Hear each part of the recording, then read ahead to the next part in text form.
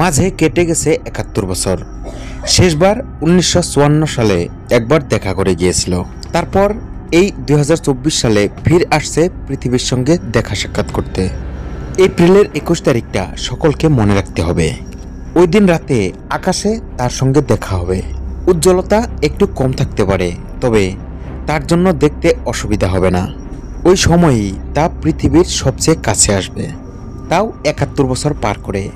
৭১ বছর আগে সে যখন এসেছিল তখনও তাকে রাতের আকাশে দেখা গিয়েছিল। তবে সে সময় যারা তাকে দেখার সুযোগ পেয়েছিলেন তাদের অনেকেই হয়তো এখন আর বেঁচে নেই। আর যারা আছেন তারা সে সময় অধিকাংশ জনই ছিলেন শৈশব বা বাল্য জীবনে, ফলে তাদের সে কথা মনে থাকার কথা নয়। ১৯৫৪ সালের ২২ জুন শেষবার সে এসেছিল পৃথিবীর সঙ্গে দেখা করতে।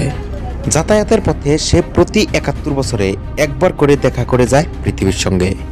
বিজ্ঞানীরা তাকে ডাকেন 12P পন্স ফ্রুটস নামে। তবে তার একটি পোশাকি নাম রয়েছে, ডেভিল কমেট।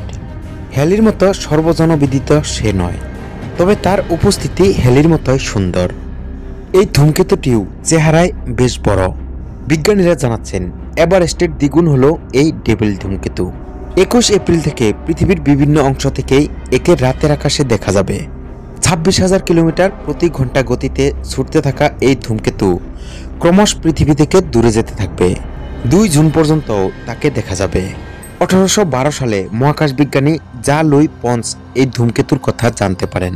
পরে ১৮৮৩ সালে ৭১ বছর পার করে ডেভিল ধূমকেতু যখন ফির পৃথিবীর কাছে আসে, তখন আর এক মহাকাশ বিজ্ঞানী উইলিয়াম রবার্ট ব্রুকস এই ধূমকেতু সম্বন্ধে আরও তথ্য দেন। তাই এই ধূমকেতুর নামের সঙ্গে ২ বিজ্ঞানীর নামই জড়িয়ে যায়। তাই এখন অপেক্ষা আর কয়েকদিনের, তারপরই এক মহাজাগতিক বিস্ময় চাক্ষুষ করার সুযোগ পাবেন বিশ্ববাসী। এরকমই নতুন নতুন আপডেট পেতে আমাদের চ্যানেলটিকে সাবস্ক্রাইব করুন। ধন্যবাদ।